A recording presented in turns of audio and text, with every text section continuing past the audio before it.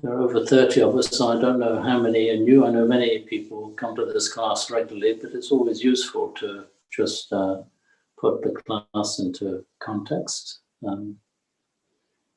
It's really an opportunity to slow down for a bit and switch off from whatever preoccupations we might be engaged in.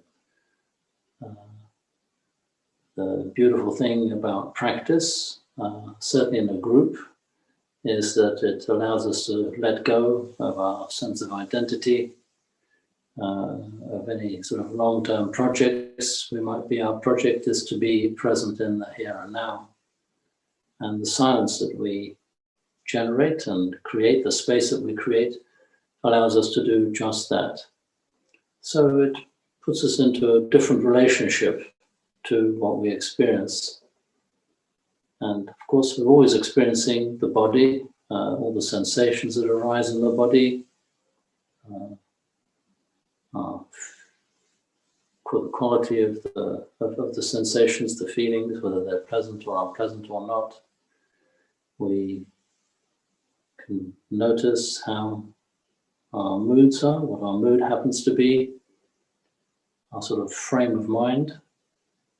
And of course, we can also observe and notice the thoughts that come to mind. But instead of engaging in our thoughts as a sort of an abstract process, what we try and do is come back to a position which is essentially like a witnessing position, a position that allows us to observe all this phenomena without getting too caught up in it. And that takes practice, and that's really what our practice is essentially about. Being a Buddhist class at the Buddhist Society, it's worth referencing the context, the frame of reference that we're in. It's very easy to make something out of Buddhism, identify with it, make it sort of a bit like joining or supporting a football club, but really it's important, I think, to get to the heart of what Buddhist practice is concerned about or draws our attention to. It's actually an attempt to point us all in the direction of truth, of the way things are. I think each one of us can acknowledge that our moods change, our perceptions change, our states of mind change, and sometimes a situation can be wonderful, sometimes it can be awful. So life is often a bit of a roller coaster. And what Buddhist teachings point to is basically, you can call it a state of mind or an openness of mind that allows to see things in a bigger picture, a bigger, almost one could say, an ultimate frame of reference. And as human beings, we have that potential. But Buddhism is a long-standing tradition, goes back, as we know, over 2,500 years, which is a very long time. And in that time, it's developed external forms. And some of us in the West can have mixed feelings about these forms and rites and rituals. So it's important, I think, to have a healthy relationship with them. They can be incredibly supportive and containing. They can help us develop a set of associations which are conducive to calmer state of mind, a reflective state of mind. But they can also give rise to aversion or sense of, this doesn't really belong to me. But it's something we can sort of explore in our practice, remembering that they are secondary, that what is primary is this sense of inquiry, this sense of really wanting to know what this is all about. So I will lead, and you can follow with the screenshots, the dedication of offerings, a short Pali chant, which we'll do in Pali. We'll then take the 3 refuges and 5 precepts, and then I will offer some reflections after a we'll sit quietly, perhaps a few pointers, a bit of guided meditation, and then we'll open up to the floor and you'll have an opportunity to ask questions or make some observations and contribute to whatever dialogue we engage in. The chanting will be in Pali. There is a translation. The chanting book, which has it both in Pali and in English, is available on the web. So you can see what the translations are. I personally like the Pali. It sort of gives it that more worldly, timeless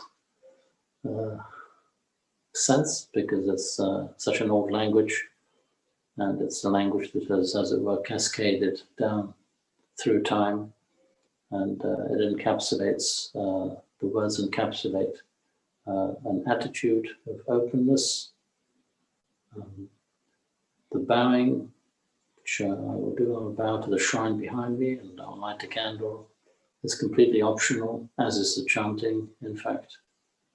And we can then just sit together for a bit.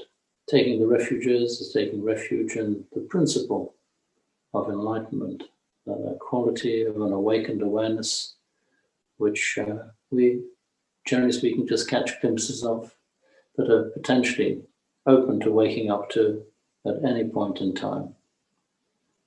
We take refuge in the teachings and the way things are, which is taking the second refuge, taking refuge in the Dhamma. Dhamma means both teachings and also reality, the way things are. So it's an awakened mind taking refuge in reality and waking up to reality. And the third refuge is the Sangha, which can be seen on a relational level, our sense of dependence to some degree, initially on teachers, on guides, on people who have been on the same path, who have realized some or all of what the Buddha was pointing to.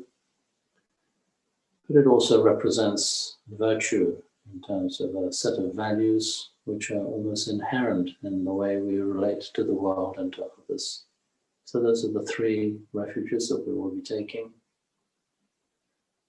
And then we'll be determining the 5 precepts, which are very simple and to the point, which we'll do both in Pali and in English, so we can reiterate, reinforce the Pali chant with a declaration in English of a commitment to living by certain values of harmlessness, of honesty, of respect, of truthfulness, and also the determination to keep a clear mind and not confuse it with drugs or alcohol or other intoxicants.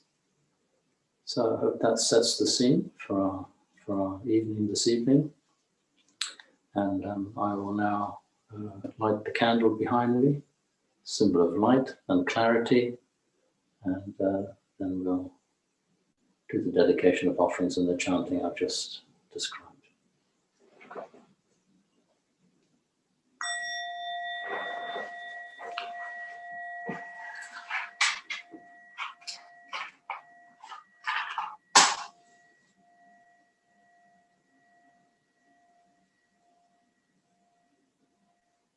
Do feel free to do the same in your space, wherever you might be, if it's possible, and if you want to.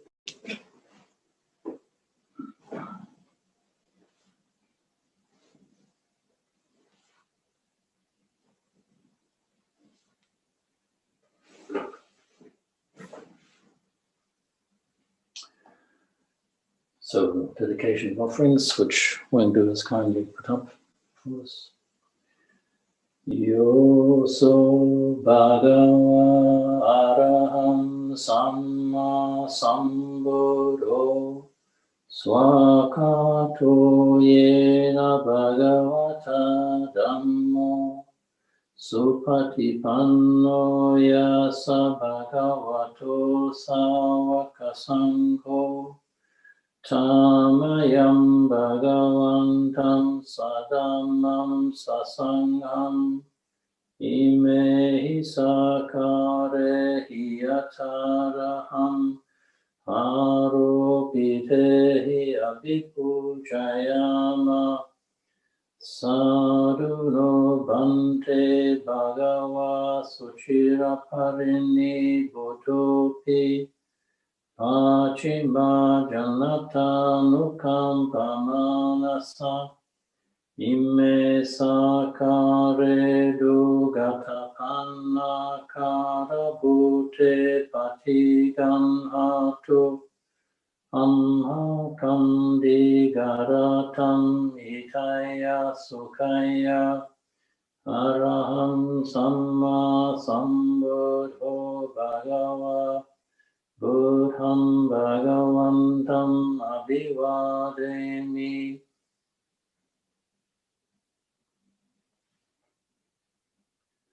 Swakato Bhagavata Dhammo Dhammam Namasami Supatipanno Bhagavato Sāvaka Sangho Sangham Namami.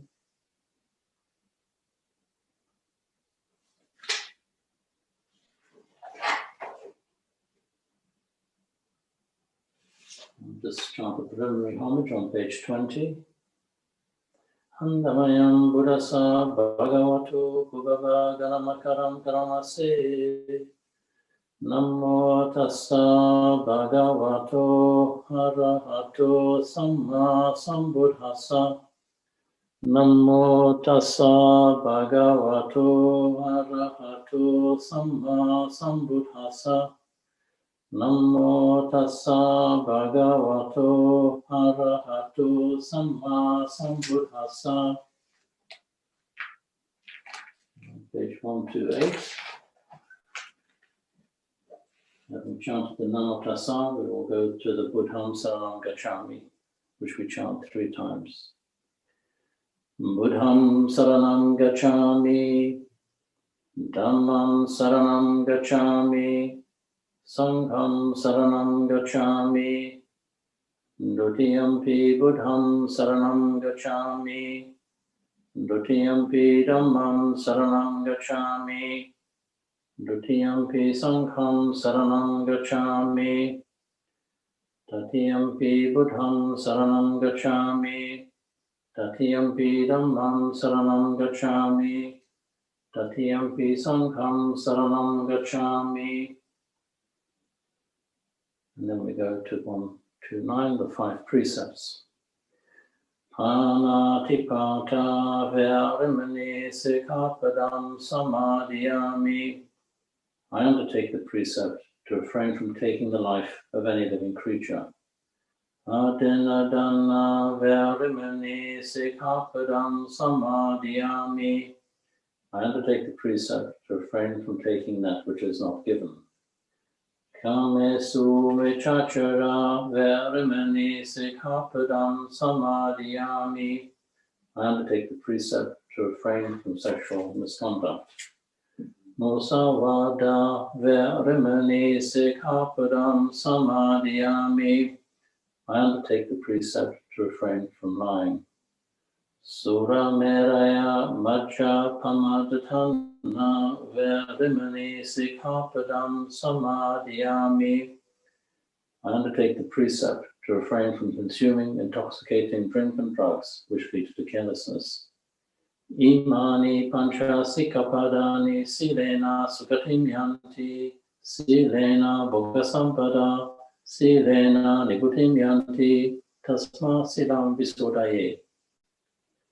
These are the 5 precepts. Virtue is the source of happiness. Virtue is the source of true wealth. Virtue is a source of peacefulness. Therefore, let virtue be purified. Sadhu, sadhu, sadhu. And we bow 3 times.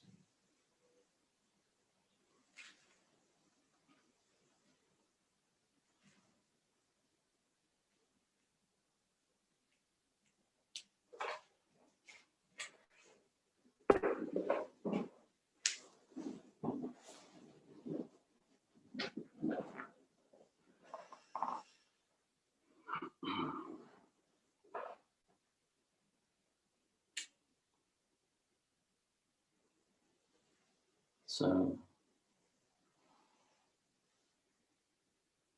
as always, we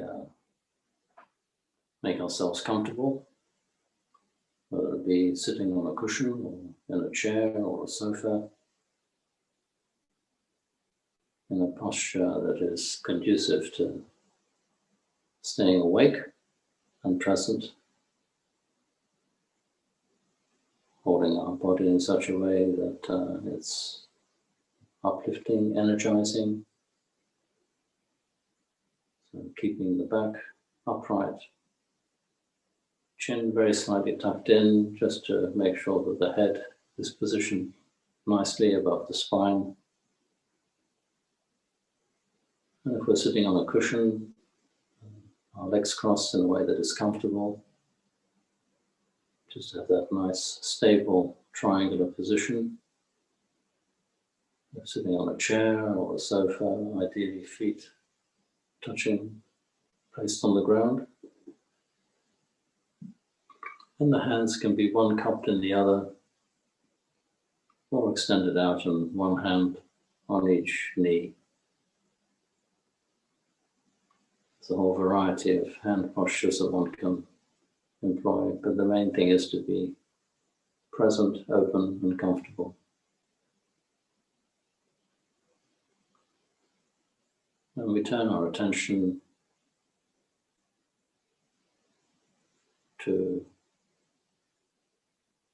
our breathing, our body, away from the objects in the room. We can half close or fully close our eyes. It's basically channeling our attention inwards.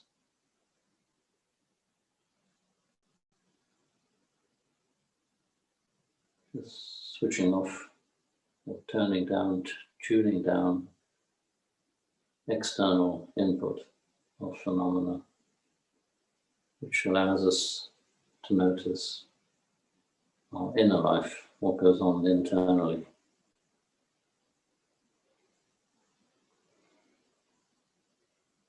It can be very helpful just to take 3 or 4 slightly deeper in-breaths, and at the end of the exhalation, after the in-breath, just a pause of 2 or 3 seconds. So you can do that a few times, breathing in, noticing the in-breath, the inhalation, and then allowing the exhalation to come to an end, and then just pause for a second or 2. Just doing that a few times.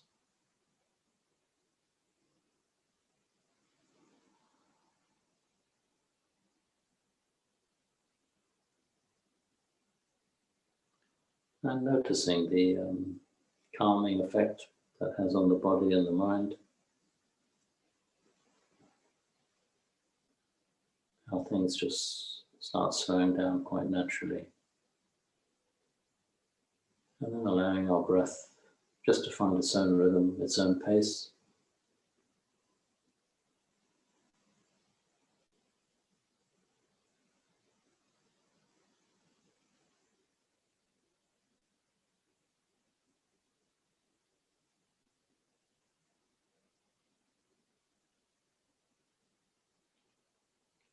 The thing about meditation is not to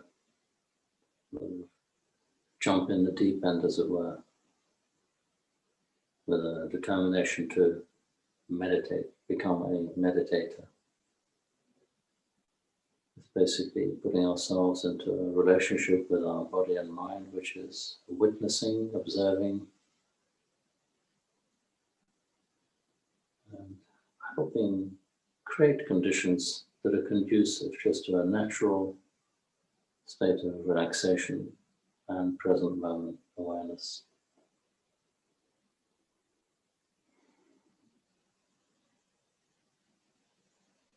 Beautiful thing is we don't have to go anywhere, do anything, be anybody. We just sit, breathe quite naturally,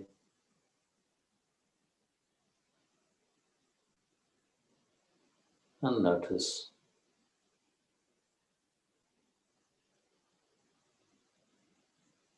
whatever happens to be arising in the present moment.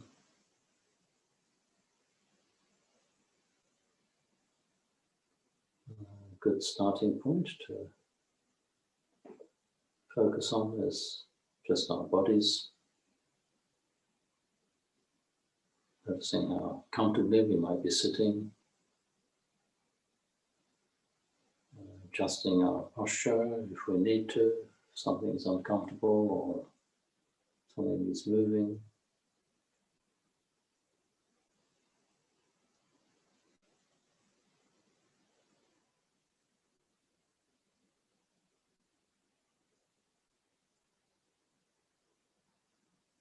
So assuming we're all sitting and created some quiet space, we can put into practice what we decided to do, which is just to sit for 30 minutes or so.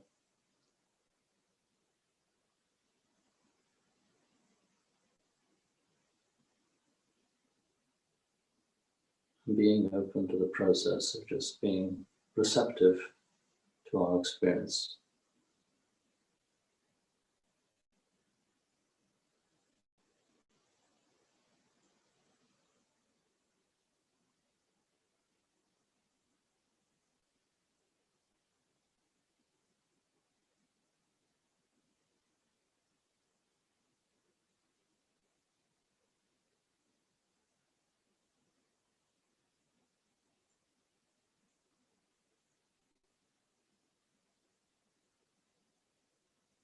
We may notice our thoughts running back to memories of the day, to the future and the things we'd like to do or are planning to do. If our minds are active, we just come back to the breath and to the body.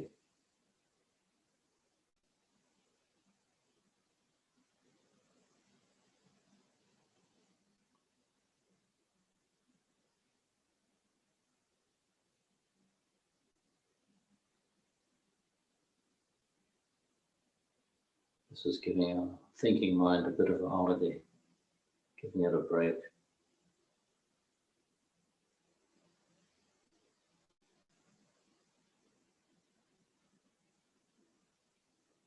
And if the mind is busy with thoughts, we just come back again and again to the breath and the body, just patient.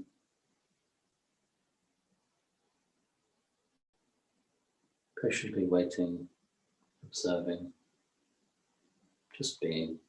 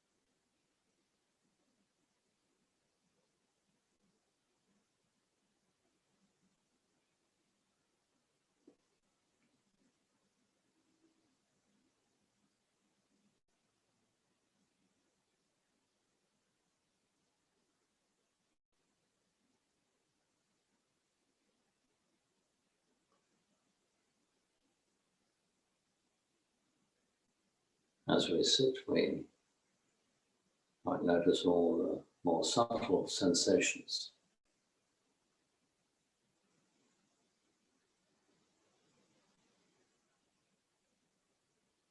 Of the contact of our skin with the clothes that we're wearing.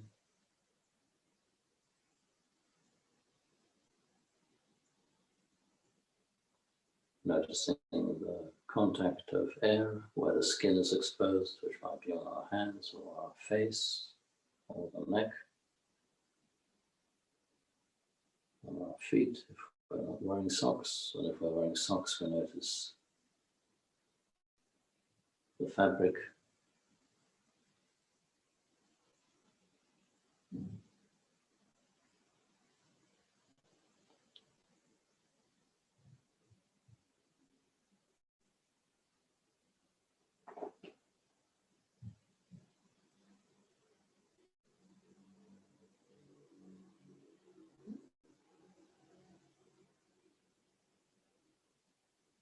We can notice the sensation of hair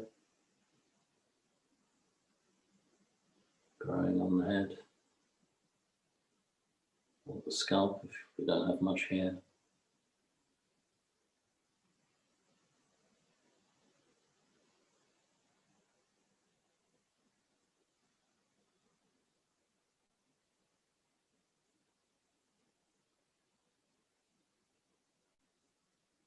Being aware of our face, the skin of the forehead and the temples,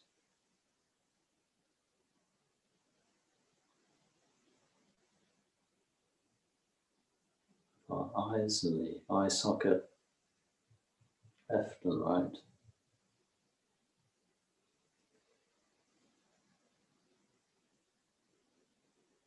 Sensation of eyebrows,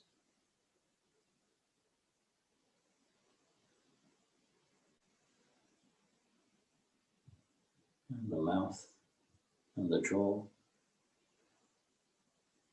and just giving permission, as it were, to the part of the body to relax. So we let any tension that we might have in the face around the eyes and mouth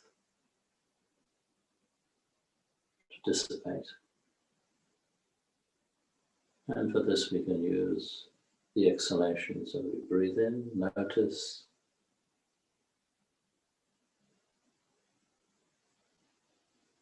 and breathing out, exhaling, we just allow all that tension to dissipate and relax.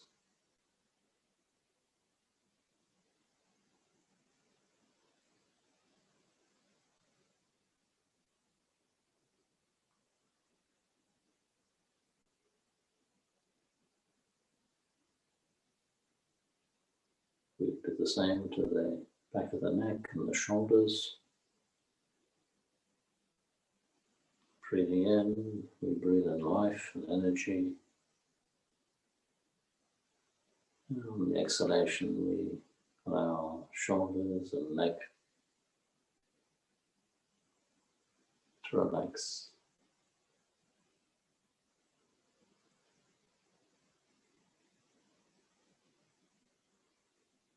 Breathing in, we notice our arms, upper arm, forearms and hands.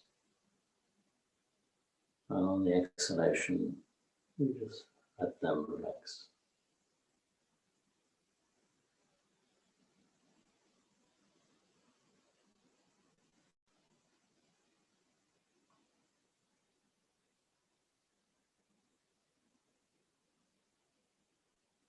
We can notice the expansion of the rib cage on our in-breath.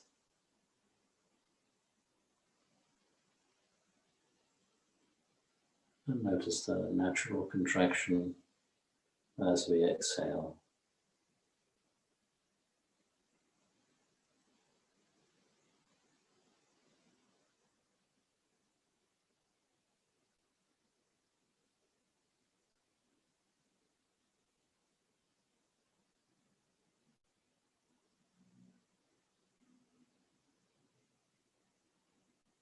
Breathing in and breathing out, we can notice whether our diaphragm is relaxed.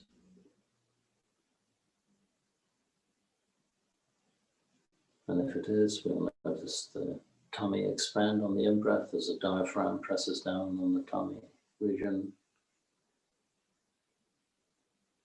And we now notice the tummy shrink just a little bit as we breathe out and the diaphragm releases its pressure.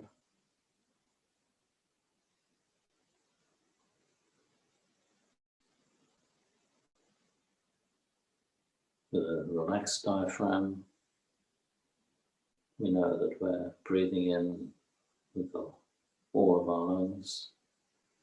Nice deep abdominal breathing, lowering our center of attention, center of gravity to the lower belly.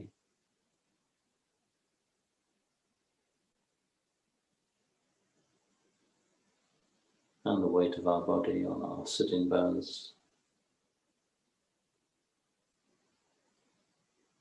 And on the buttocks. With solid contact.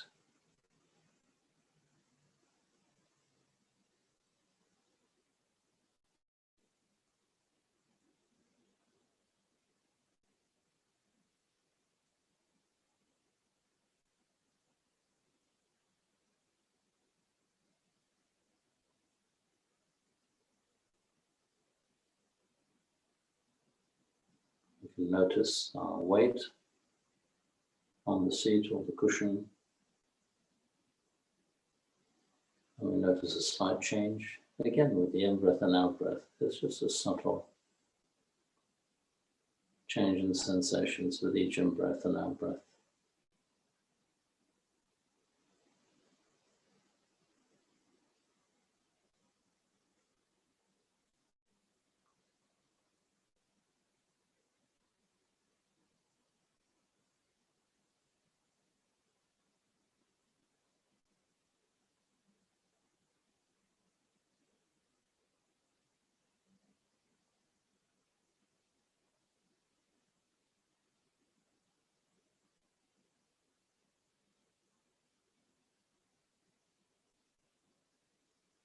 And we can notice our legs, our thighs, down to the knees, our shins and calves, all the way down to the ankles, soles of the feet, and the toes.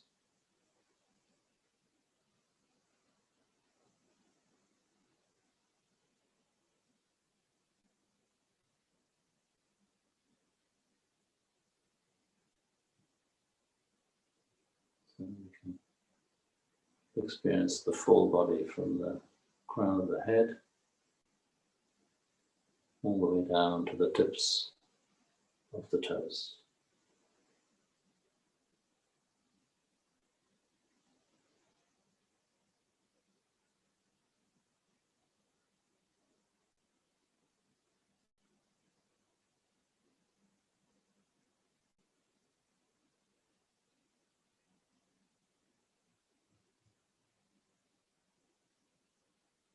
Aware of the cycle of the breath,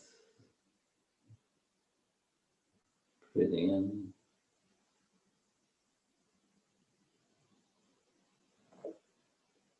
and breathing out.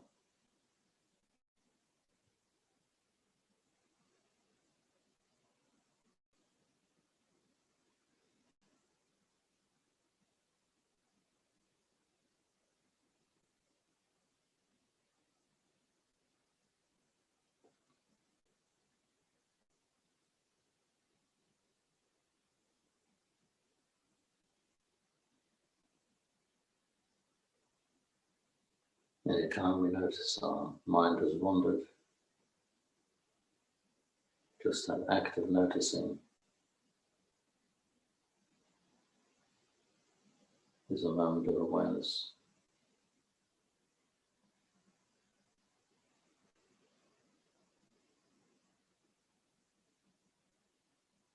And what most of us notice is we keep on getting caught up in a narrative or train of thought.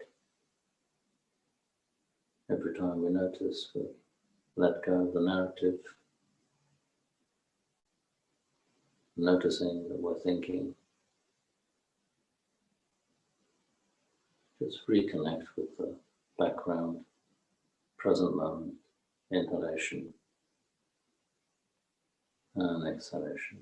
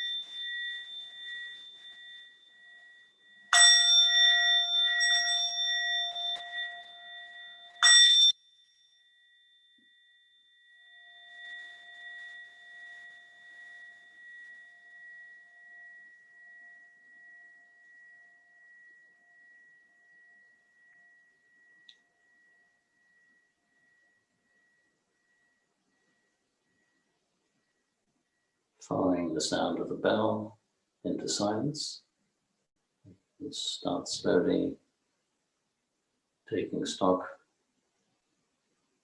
of the room we're sitting in, observing this transition from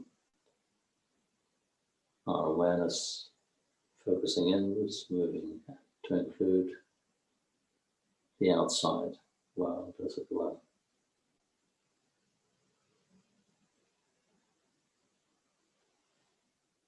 Just looking at things that are probably very familiar, never really paid much attention to.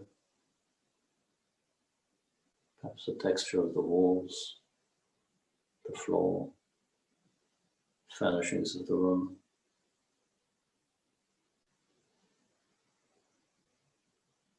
And just reflecting on the space of the room and the relationship of the objects to themselves and the space in the room.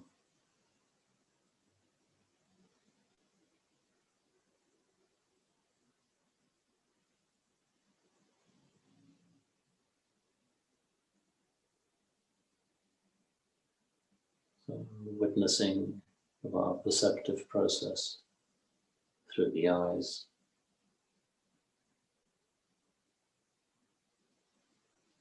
noticing what we might be hearing. Could be the neighbors next door, be some music or some device on in the background somewhere, perhaps a conversation somewhere, or just the silence of the room, perhaps traffic outside.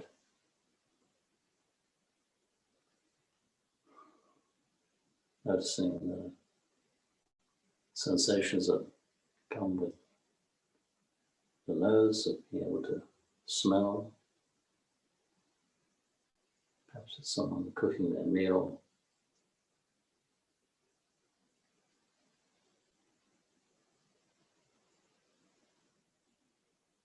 And of course the body.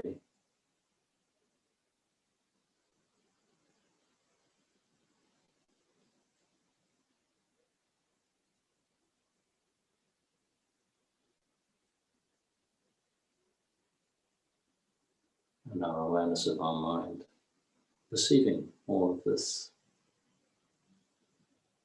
space and the different senses of the body.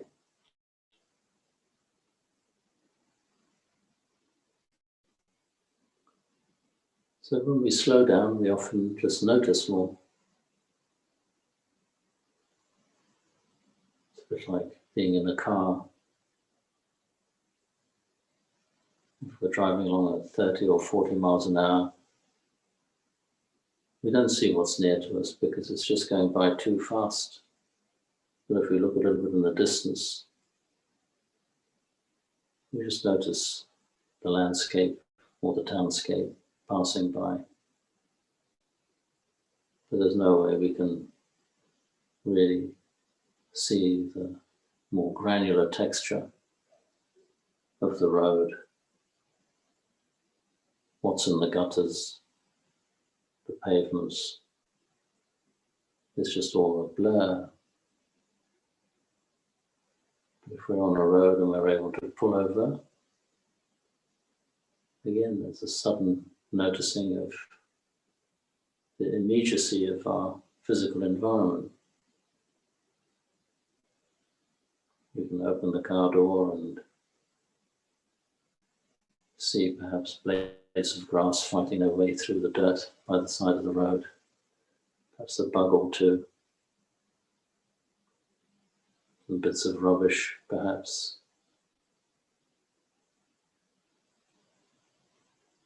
It's the same with us. When we slow down in our meditative practice, we can observe the detail more closely of the in-breath and the out-breath, and all the subtle, fine sensations that are constantly arising and ceasing all throughout the body. And we can see how those sensations relate to our feeling state, our emotional state. How do we know that we're upset? Because we feel the distress. Where do we feel the distress? Well, if we look closely, it's not just the mind, it's not just the head. It'll be a feeling in the body.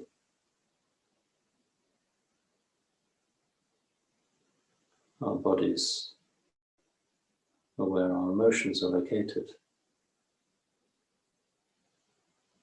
Key areas being the heart and the belly, but they're of course connected to the head.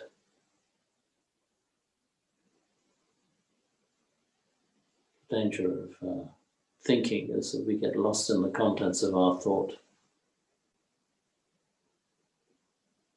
So if we're going through any emotionally significant experience, it'll invariably be felt in the body.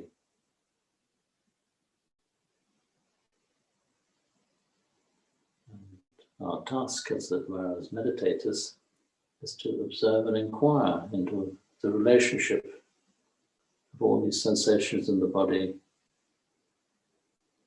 to our emotional states, our frame of mind, and the thought contents, the contents that flow through our mind. But what we try and cultivate is a witnessing perspective, an observing perspective, because we all too easily get drawn into the content of what we're aware of, at which point we get carried away on a journey of a lot of ups and downs, highs and lows.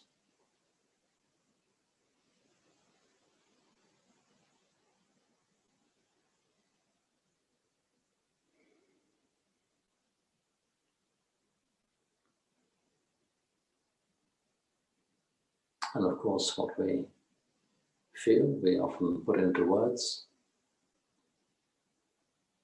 And just the articulation of those words has an effect, not only on ourselves, but on the people who hear the words.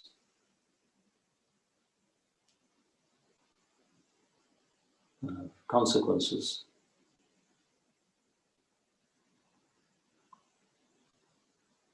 Which is why right speech, being cautious and careful with the words that we use, And what do we try and notice with the words? What are the consequences going to be of saying something or not saying something? What one says. So we look at this relationship between cause and effect. And the fact that at that moment, when we decide not to speak or decide to speak or say something, we have in that moment of time a choice. But often that choice is lost because of the sheer habit and momentum that we often get caught up in. So the practice of mindfulness is really to slow down enough to notice what we're saying, what we're doing. Because whatever we say or do, we inherit the results of that. So although there are many forces we can't control, whether it be the weather, or the mood of the country, or the physical conditions we're in, we do have a say in what we do or don't do, what we say or don't say. And this concept of vidipachayata, or cause and effect, is something we can not only observe, but take responsibility for. In that way, to that degree, where, as it were, the masters, we do actually have a say in what happens to us. So being aware, noticing, is a key to gaining some mastery in our lives.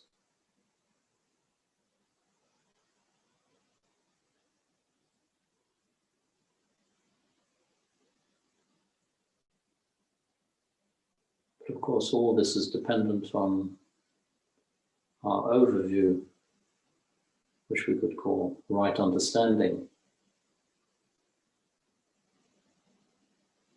And this is what we're working with, really exploring all the time.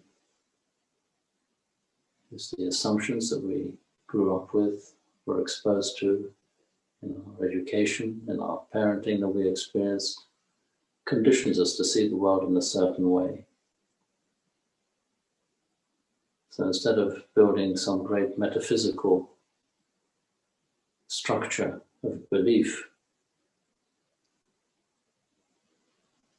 what the Buddha pointed to, that we could all wake up to, is something absolutely universal. It's summed up in the 3 characteristics of existence. It's not an opinion, it's something that we can verify for ourselves as a statement of fact. That all phenomena without exception, is impermanent, has a beginning, a middle and an end.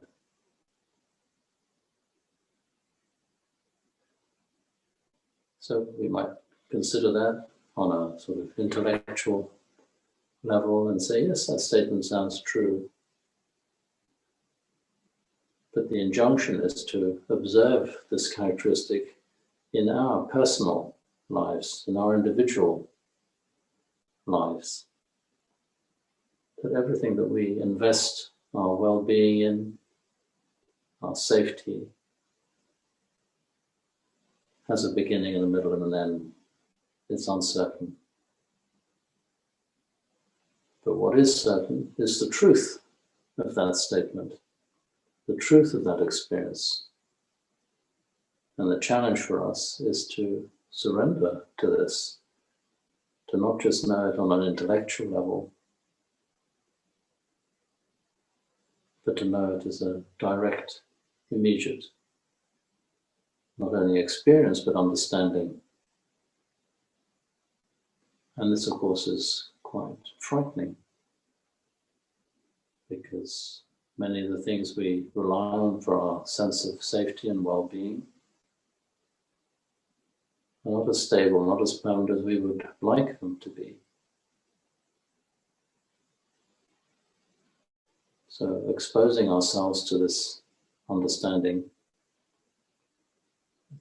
requires a bit of time, patience, perseverance, and also learning to rely on the things that do give a sense of stability and certainty and well-being, such as a good sitting practice, which helps us get out of this frame of time and get closer to the fullness and immediacy of the present moment and find our safety and well-being in that. It's available to all of us.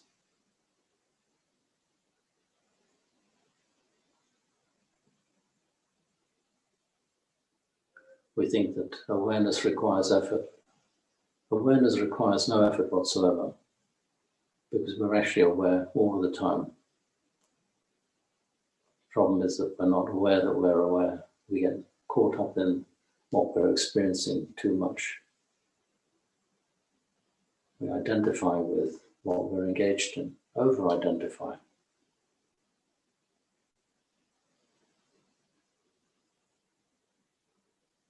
So we need reminders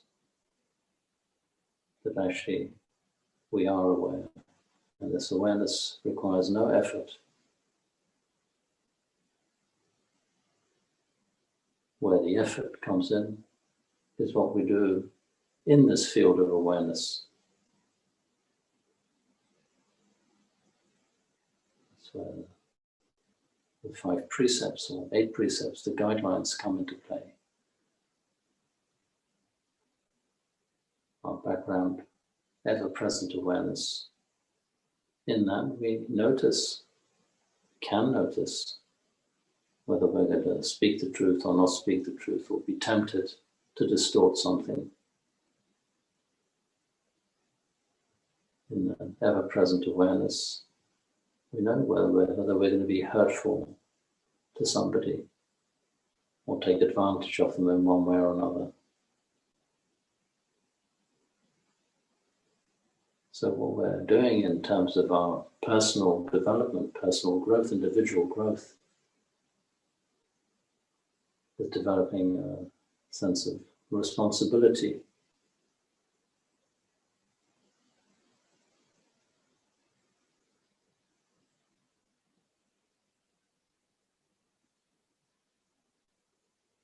We're moving to, let's say, a deeper knowledge of the present moment, recognizing the implications.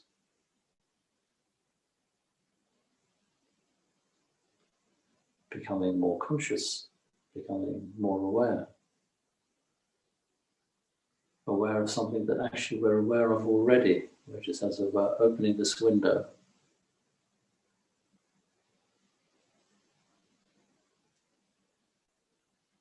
And confronting the truths of our habits, of our tendencies, of our inclinations.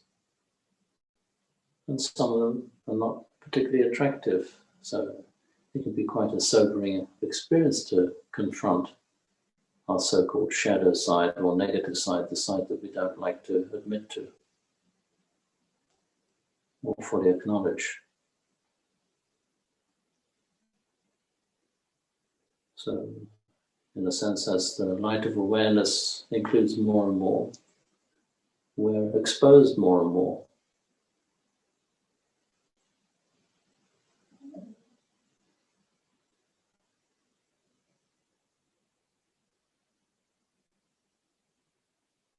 We open up to the truth.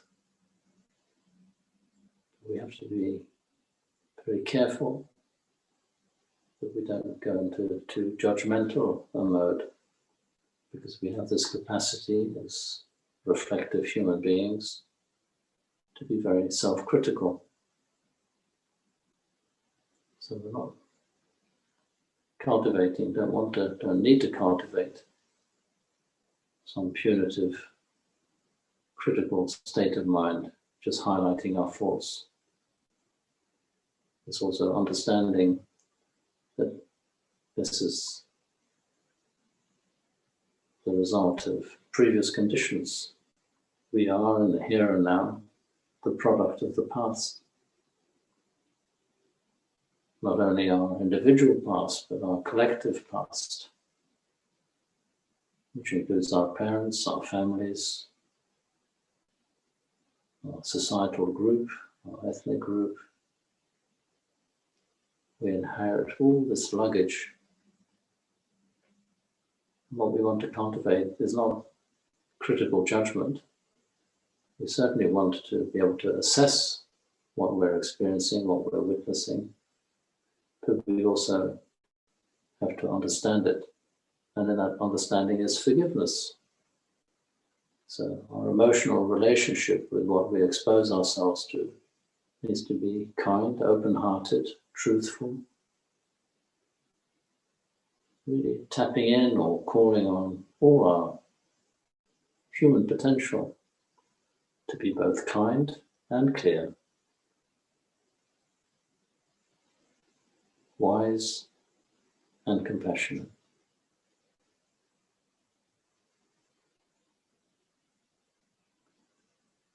Because our understanding isn't about condemning or judging. It's about witnessing and waking up to this capacity we all have, that we actually all are, which is essentially awareness.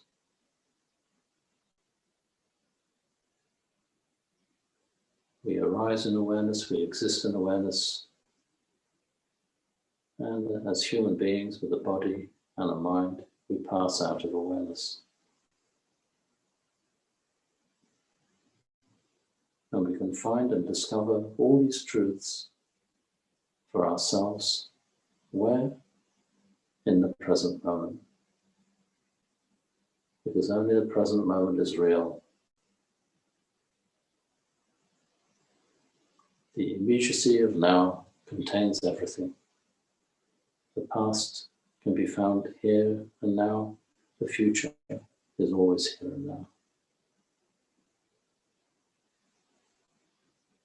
And the genius of the Buddha was to, as it were, discover this and communicate it and convey it in his lifetime, in teachings, in interactions with people who listened to him, who engaged with him. And obviously those truths resonated with the people whom he spoke to. And people were all able to discover the same truths for themselves, because they don't belong to the Buddha. They don't belong to anybody. We're talking about universal truths which apply to everybody.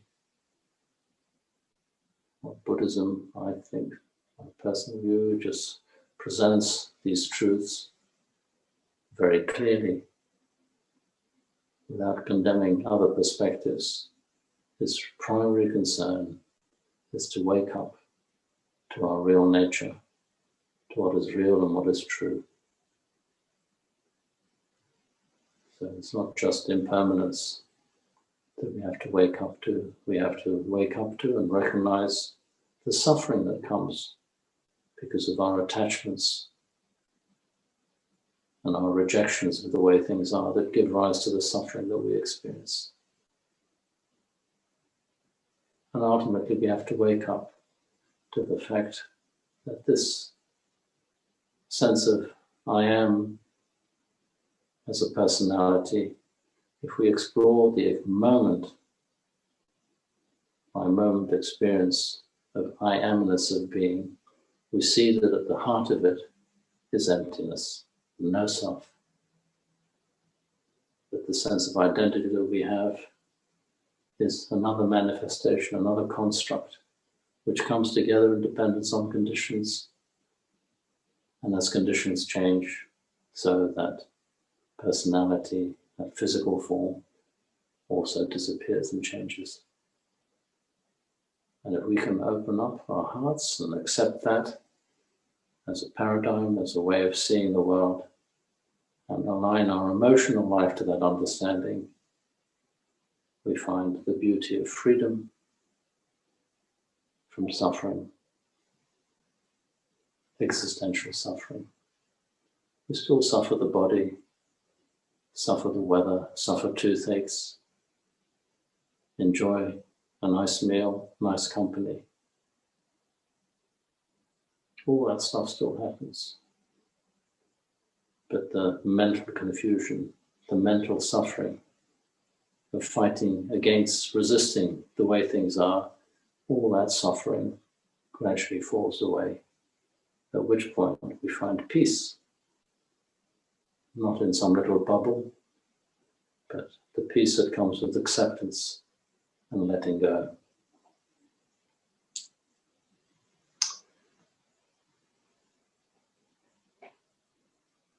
So I offer these reflections for consideration. You don't have to agree with them, but hopefully they will spark off some of your own reflective processes. These classes are really essentially, even though there's one person talking, which happens to be me, it's really more of a form of a dialogue to engage your reflective processes, our individual reflective processes. And out of that, sometimes interesting questions can arise. So if you have any questions or any points you'd like to add, do feel free to share them. You can do that either by unmuting yourselves and just sharing the verbiage. You can raise a hand if you go into the chat box. You can, at the bottom there, you find a hand that you can raise, which brings you to the top of the list of participants. But do feel free to ask questions. Very important to feel free to do so. You'll be asking a question possibly not just for yourself, but for the benefit of others. Someone else might have a similar thought going through. So I don't know if I can go to the gallery view and see you all. Yeah. So do feel free to contribute if you wish, or we can just sit in silence for a bit. And we'll be finishing in about 20 minutes' time. I'd like to take us up to about 5 to 8, when we can perhaps do a closing chant.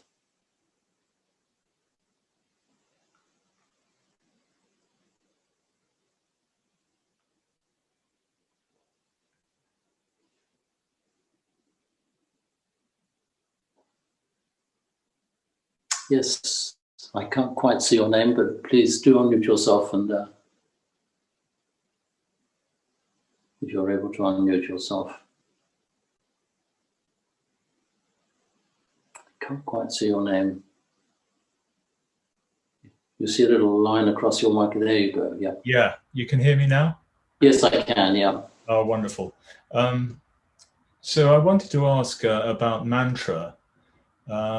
Mantra seemed to play a significant part in the Mahayana tradition. Yeah. Is there such an involvement with mantra in the Theravada?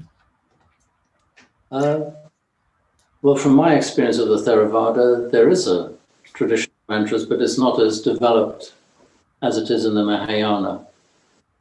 But you know, the tradition that this class is connected with, which is the Thai forest tradition, they do use mantras. They're very simple mantras. They're not sort of complicated chants, although there are some monks and nuns who I know do have more complex ones. But mantras do play a part. They're a very useful tool, because what they can help do is cut through the flow of our unregulated thinking. So, you know, we do think so much. You know, our whole society is built on thought almost. And we have these personal stream of thought consciousness streaming through. And what a mantra does, of course, it cuts through it. And the mantra can be not only just a physiological process of focusing on a set of words, those words can have a meaning. So one very simple mantra that you often hear a monk or a nun in this tradition refer to is just a simple statement of Buddho, which means Buddha, essentially, and linking that to the breath. Well, I use that occasionally and have quite a lot in the past. I find it most useful if I get a tune or a song on a repeating basis running through my head. Perhaps a song that I've enjoyed listening to, and you can just like get stuck in a groove. I find that the best way for me to break that that sort of spontaneous flow of repeated music on repeating 45 or whatever it might be, is just to say, breathing in Bud and breathing out Ho. So I find if I just, every time the song comes into my head or the tune comes into my head, I just say Bud Ho, Bud Ho. And it's almost like it's like a safety switch. I've done it so often now that I can just do it quite easily. But initially, it's a bit of a battle. The brain wants to play the song, but the conscious mind says Buddho with the breath. And eventually the Buddho will win, because ultimately consciousness always does win. We just have to invest the energy in it. Right. But you could say that chanting is a form of mantra as well. Basically, what we're doing is chanting either explicit words, which have very specific meanings, or convey a state of mind, a state of being, which is more evolved, more conscious than one's normal sort of ordinary state of mind and being. So I hope that answers goes some way to answering the question. Yeah, thank you, Nick. Thanks very much.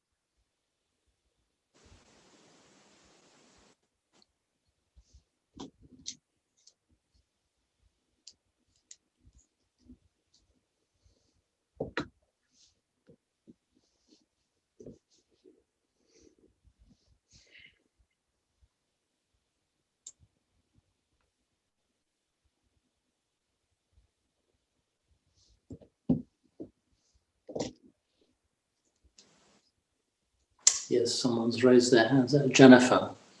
Yes, it is. I've never used this raise hand feature before. Thank you. That was really helpful. My question is, when I come kind of during meditation, I'm more aware of my awareness, and when I'm outside, I'm also trying to develop that awareness, because it can easily dissipate. But what I've noticed is, especially around right speech, it's difficult. And I think my tendency is that actually it gets quite complicated. So it's easier to start avoiding people than being too much aware sometimes of the complications. So having a bit more time away, but I doesn't also feel that healthy to avoid people, because then I don't have to think too much about things like what right speech. So it's really difficult, because it's almost like the increase in awareness increases the pain. Well, that's also very true. You're making two very good points. In terms of speech and other people, sort of ultimate safety escape is avoiding people. That's for sure. But as you've noticed, it has a price, and it's not necessarily the best, but it might be in some circumstances the best thing to do. The thing to do when talking with people, to the best of one's ability, is to try and slow down and not be frightened of the pauses in between the sentences and the exchanges. Because what we tend to do as a habit is when someone is speaking, we're already formulating an answer and firstly not really listening to them, and more preoccupied with getting our message over than we are about hearing what the other person has to say. it takes a lot of work on oneself, because conversations are so engaging that we very quickly get lost in the reactive process of he said, I said, she said, he said, and all that stuff. So trying to slow down. This is where meditation practice comes in useful, because we're actually exercising this slowing down that we all have inherently, and learning to be with an emotion or a feeling or a state of mind without necessarily expressing it or communicating it. So trying to pace a conversation, it might feel a bit strange because people won't quite know where you're coming from, because you'll suddenly be a bit different. You won't be quite perhaps as spontaneous, but it doesn't mean that you can't be present. So I think it's someone wants to some fallen being has something to contribute to the conversation. But so that's about the speech and conversation aspect. But what we touch on about awareness exposing us to more pain, very true. We become more sensitive when we become more aware. And that's a price that we have to pay, I'm afraid, for being aware. But it's our relationship to the pain and suffering that awareness brings that is crucial. Because what we're doing in exposing ourselves to more by being more aware, we are also developing the capacity to cope with what we are becoming aware of. So we are effectively transforming our whole physiological being in the context of greater awareness, because our awareness is directly experienced in the physiology of our experience. So it's not, we can't choose where we want to grow. With awareness, everything becomes more apparent and clearer. And we have to regulate and manage that exposure, that increased exposure, to the best of our ability. And if things get too much, we do exactly what you did when it's too much in a conversation. You withdraw, you avoid the person until you've, as it were, readjusted, re-regulated yourself. So part of our practice is to learn how to regulate our emotional and physiological response to the circumstances we find ourselves in. And that's an ongoing process. And everybody in this room and wherever we might be is involved in some relationship between consciousness and the impact of phenomena on consciousness. And we learn how to manage it. What we're trying to do is to manage it and deal with it in a way that is conducive to growth, greater wisdom, and greater compassion. That's very helpful. Thank you. That's given me lots to think about. Thank you. Question. You can lower your hand now. Just try. Thank you.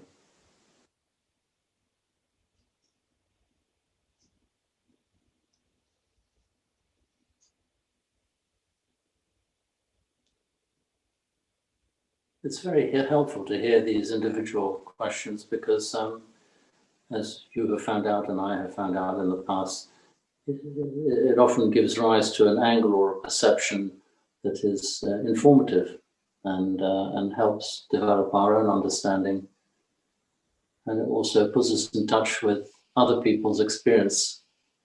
And I think the whole process of a collective class or a collective group, creating a Sangha, which is what we're doing here this evening, is very supportive for our individual practice, to know that we're not alone in our quest, as it were.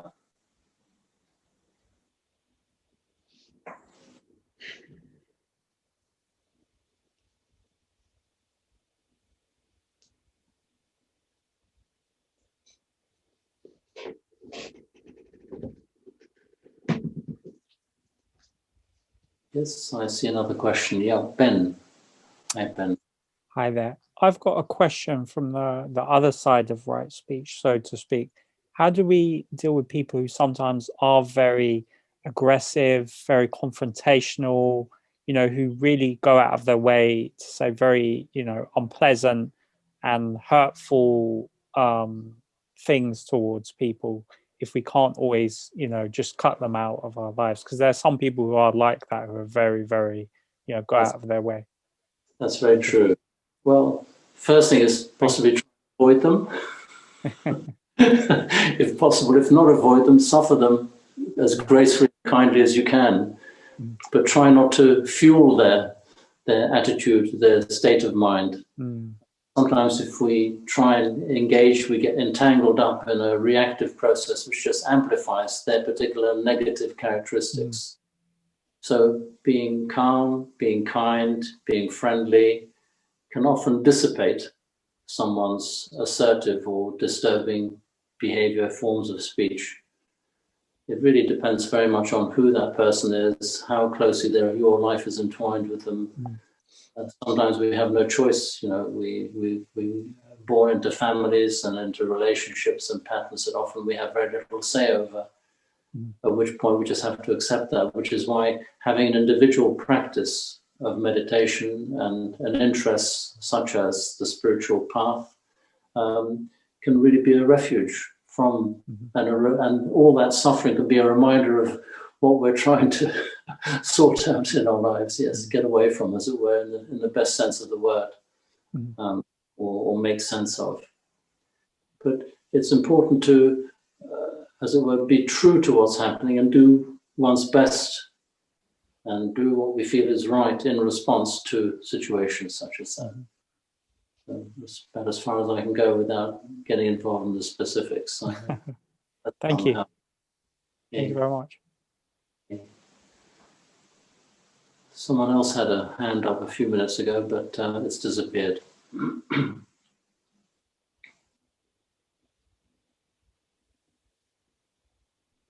We probably have time for one more question, if anybody, or a point or observation. Okay, yes. It was Hello, Mariano. Hi. a quick one, silly question. If you were to recommend a book from the forest tradition, which one would you recommend? Well, I think the one that comes to mind straight away is Ajahn Sumedho's book, Don't Take Your Life Personally. Not only is the title a brilliant title, Don't Take Your Life Personally, it's a wonderful book to read. It's not a dogmatic exposition of Buddhist teachings. What it is an embodied, lived explanation of questions and answers and reflections, which tie in absolutely to the heart of Buddhist practice. It's a lovely book. It's available in Amazon, and it really is worth spending a little bit of money on it, because it's a book that you can have by your bedside and just dip into every now and then for many, many years to come. It really conveys, he's a wonderful teacher, and there's something about the immediacy and directness of his conversations and talks that really work well. And what is nice about that particular book is that you can really share it with almost anybody that you know, because it doesn't come over as a sort of dogmatic, it isn't an attempt to convert anybody. It's very Buddhist without being Buddhist, if you know what I mean. Really highly recommended. Good. Well, I'm aware of time. I know that people have commitments.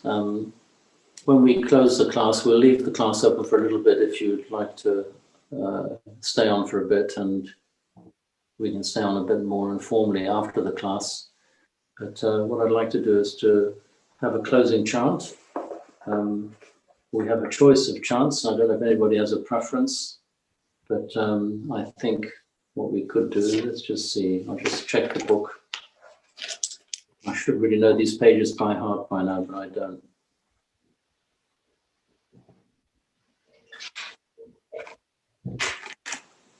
Yeah, there's a very lovely chant. But before we go into the chant and the closing homage, I just wanted to say thank you for coming. It's been lovely having you all here and sharing Dhamma, or the way things are with you. I hope these evenings, which take place every week, next week Martin is taking a class, are supportive to whatever conditions you're experiencing. And I look forward to seeing some of you again, perhaps in a fortnight's time. well, I'll be here again next week. So the chant we'll go for is Verses of Sharing and Aspiration on page 33. If Wendy can put that up, that would be great. It's a lovely chant. It's one which expresses the sentiment of sharing one's practice and all the benefits that come from our practice with everybody else, people close to us. In fact, everybody, every being. It's a theme which is taken through into the Mahayana and Vajrayana Buddhist traditions, and the title of it sums it up. So now let us chant the verses of sharing and aspiration.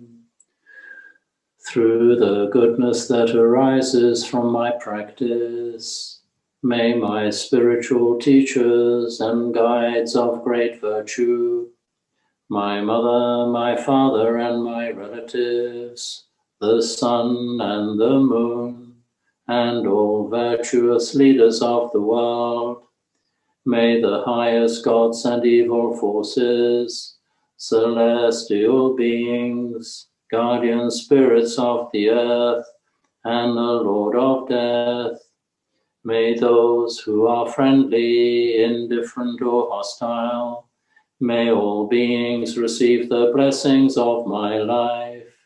May they soon attain the threefold bliss and realize the deathless. Through the goodness that arises from my practice and through this act of sharing, may all desires and attachments quickly cease and all harmful states of mind, until I realize Nibbana. In every kind of birth, may I have an upright mind, with mindfulness and wisdom, austerity and vigor. May the forces of delusion not take hold, nor weaken my resolve. The Buddha is my excellent refuge.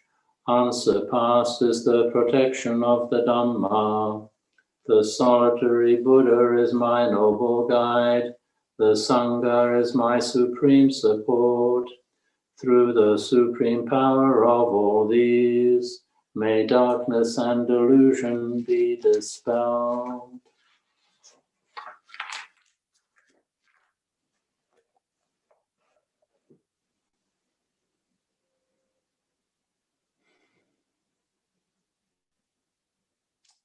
And we'll now go to the closing homage, which has been put up on the screen. Another shrine you might want to turn to, please do.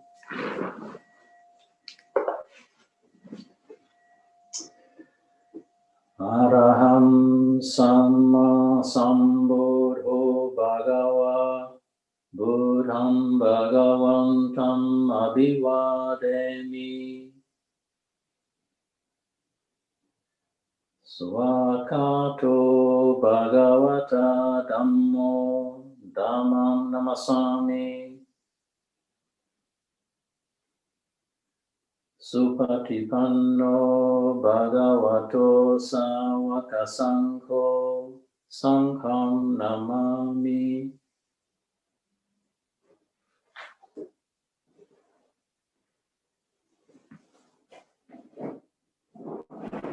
Thank you, Wendy. Thank you very much. If you'd like to stay on, do feel free to do so. Otherwise, you can leave the meeting. Farewell. Be well. Thank you, Nick. Thank you. Thank you, Nick. Thank you Thank very you much. very much. Thank you, Nick. Good night, Thank everybody. Thank Bye. you very much. Thanks. Thank you. Bye. Bye, Nick. Bye-bye. Bye, Amita.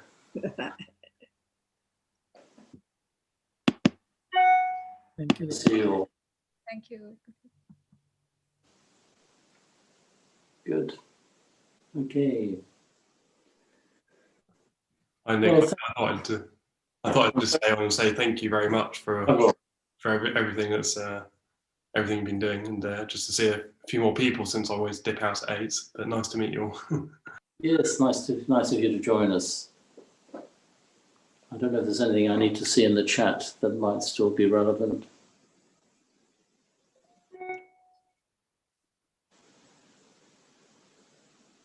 I'm sorry, I just missed a request that our chanting be dedicated to the people of Burma. We'll have to do that individually. I'm sorry, Gila, if you're there. If not, I'll apologize separately. Yeah, I missed that one. Okay, well, I think we'll end there unless there's something that either of you would like to say or contribute or mention. Thank you. There's only one very quick question, Nick. It's just, so I haven't been on retreat before, and the chances of that happening are probably quite limited. I was wondering, do you think it's advisable if I just went away by myself for a night or two somewhere? Is that a perfectly reasonable thing to do? Yeah, it is perfectly reasonable. But what I do, I think you can join an online retreat, you know. There's one coming up actually that Alba, the Amaravati Lay Buddhist Association, is putting on. It's just a very short one. It's from Friday, the 2nd of April to Sunday, the 4th. Oh, right. The weekend. But what it does, it gives you a structure which you can follow with a group, but you can do it from where you live. So when you have your break, you know, for your meal, you just go and cook yourself a meal. But it does create a structure, and it's very useful to have a process. If you do a few of those, you'll find that it'll be much easier for you to do it when you do it on your own without any support structure. And yeah, but going off on one's own is also good. But you'll find, well, it'll be a challenge, and you'll see the sort of pitfalls and the dangers of going on a completely solitary retreat. It'll be sort of trial and error. You'll just find out for yourself. But I'd suggest that you could do that as well, obviously, nothing to stop you doing both. But I think just having a couple of days with a group, with some guided meditation and a structure of a day would be very helpful, because that could also be a formula, a little template for you to take with you when you go on your own solitary retreat somewhere. That would be my advice. Great. Thank you very much, Nick, and see you next, well, couple of weeks. See you whenever, yeah. Yeah. Bye-bye then, bye. Wendy, thank you very much. And Lavinia, if you're there, or Odin, whoever. And I think we'll close the meeting now, unless... Okay, Nick. Thank you, Nick. Thank you, everyone. Thank you. Bye. Bye-bye then, bye. Bye.